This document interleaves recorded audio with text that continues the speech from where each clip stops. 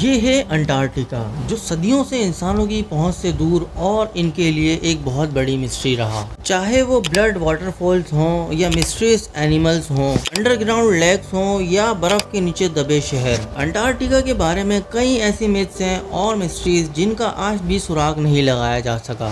Antarctica دنیا کا وہ اکیلا کانٹیننٹ ہے جہاں کوئی انسان نہیں رہتا، کیونکہ یہاں کا ٹیمپریچر -90 ڈگری سیلسیس تک چلا جاتا ہے۔ اس کے ساتھ ساتھ یہاں پر 300 کلومیٹر پر آورس کی سپیڈ سے برف کے طوفان بھی آتے ہیں۔ اس طرح انٹارکٹیکا دنیا کا سب سے ڈرائی کانٹیننٹ بھی ہے، اتنا ڈرائی کہ آپ کو شاید یہ جان کے حیرانگی ہوگی کہ اسے ڈیزرٹ بھی کہا جاتا ہے، کیونکہ یہاں پر صرف 51 ملی میٹر بارش ہوتی ہے۔ ان سب کے باوجود پچھلے کئی سالوں سے بہت سی کنٹریز نے انٹارکٹیکا کا کنٹرول لینے کی کوشش کر رہے ہیں۔ انٹارکٹیکا کا یہ میپ دیکھیں، اس حصے کو فرانس کلیم کرتا ہے، اس حصے کو ناروے کلیم کرتا ہے، اس طرح آسٹریلیا، چلی، نیوزی لینڈ، برٹن، ارجنٹینا بھی کچھ حصوں کو کلیم کرتا ہے۔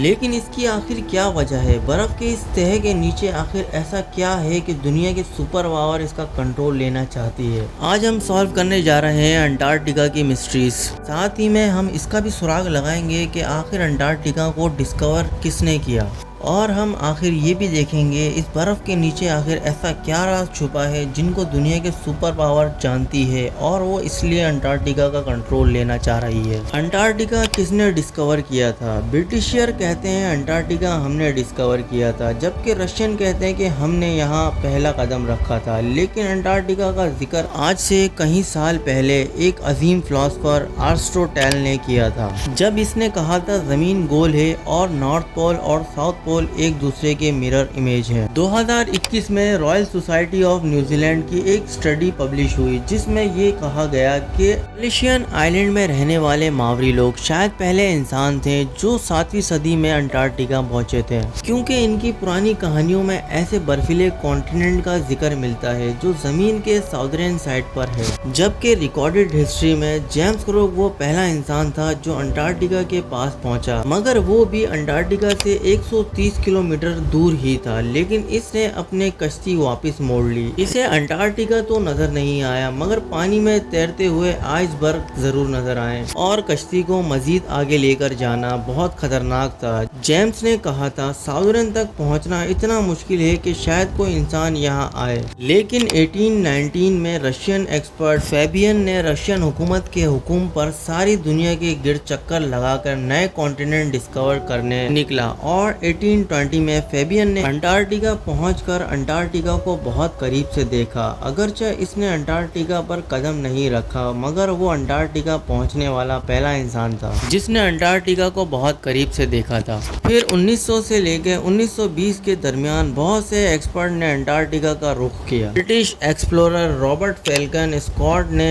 1911 میں اپنی ٹیم کے ساتھ انٹارکٹیکا پر اترا اور تقریباً 400 میل آگے گیا، مگر خراب موسم اور کھانے پینے کی کمی کی وجہ سے واپس جانا پڑا۔ لیکن واپسی کا یہ فیصلہ ان کے لیے خراب ثابت ہوا اور یہ سارے برف میں پھنس کر موت کے منہ میں چلے گئے۔ پھر ورلڈ وار 1 کے بعد بہت سے کنٹری نے بہت سے ٹیم بھیجی اور انٹارکٹیکا کو کلیم کرنے کی کوشش کی۔ 1939 میں ہٹلر کے کہنے پر جرمن ایئر فورس نے یہاں فلیگ گرائے تاکہ اس ایریے کو اپنا بتا سکیں۔ یہاں بہت سے کنٹریز کی ریسرچ ٹیم قائم ہوئی۔ پھر انٹارکٹیکا میں مسٹریز ڈسکور ہونا شروع ہوئی۔ نمبر 1، انٹارکٹیکا کی سب سے بڑی مسٹری یہ ہے انٹارکٹیکا پر پہلے برف نہیں بلکہ گھنے جنگل ہوا کرتے تھے۔ کچھ سائنٹسٹ کے مطابق ان کا کہنا تھا کہ یہاں پودے کے کچھ فوسل ملے، جس سے یہ پتہ چلتا ہے یہاں تقریباً 90 سال پہلے گھنے جنگل ہوا کرتے تھے۔ اس کے علاوہ یہاں سے کچھ کیڑوں کے فوسل ملے جو گرم علاقوں کے کیڑے ہیں،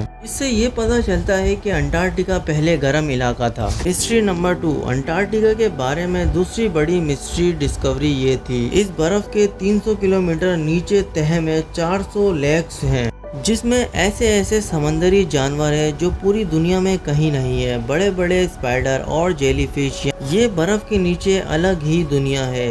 مسٹری نمبر 3، انٹارکٹیکا کی ایک اور ایسی مسٹری ڈسکوری جس نے سالوں تک ایکسپلورر کو حیران کیے رکھا، وہ یہ تھی بلڈ فال لیکس۔ بلڈ فالز ایسا تھا جیسے برف سے خون نکل رہا ہو، حال ہی میں سائنٹسٹ نے یہ ڈسکوری کی ہے کہ برف کے نیچے بہت آئرن ہے. یہ آئرن ہوا سے ریئیکشن کرتا ہے تو یہ لال ہو جاتا ہے اور ایسا لگتا ہے جیسے خون نکل رہا ہو. چوتھی ڈسکوری یہ ہے کہ یہاں سے بہت سال پرانے ڈائناسور اور کچھ نیا پرندوں کے فاسل بھی ملے ہیں. اس کے علاوہ یہاں سے کچھ بڑے انڈوں کے فاسل بھی ملے ہیں، مگر یہ انڈے جس جانور کے ہیں وہ اب اس دنیا میں موجود نہیں اور اس بارے میں سائنسدان کی ریسرچ جاری ہے. پانچویں ڈسکوری یہ ہے کہ کچھ سائنٹسٹ نے یہ کلیم کیا ہے کہ اس برف کے نیچے بہت پرانے شہر دبے ہوئے ہیں. اور چھٹی ڈسکوری یہ ہے اینشنٹ میٹیورائٹ، یعنی ٹیکنالوجی کی دنیا میں یہ منرل خزانے کی حیثیت رکھتے ہیں کیونکہ ایئرپورٹ، لیپ ٹاپ، موبائل فون اور دیگر مشینری میں یہ میٹیورائٹ پتھر استعمال کیے جاتے ہیں. یہ پتھر اسپیس سے زمین پر گرتے ہیں مگر ان کو انٹارکٹیکا کے سفید سرزمین پر دکھتا بہت آسانی سے ہے کیونکہ انٹارکٹیکا میں زیادہ پائے جاتے ہیں. انٹارکٹیکا میں ابھی بھی مزید ریسرچ جاری ہے اور کچھ ایسی ڈسکوری آئے دن ہوتی رہتی ہیں جن کے بارے میں سائنٹسٹ پتہ کرنے کی کوشش کر رہے ہیں.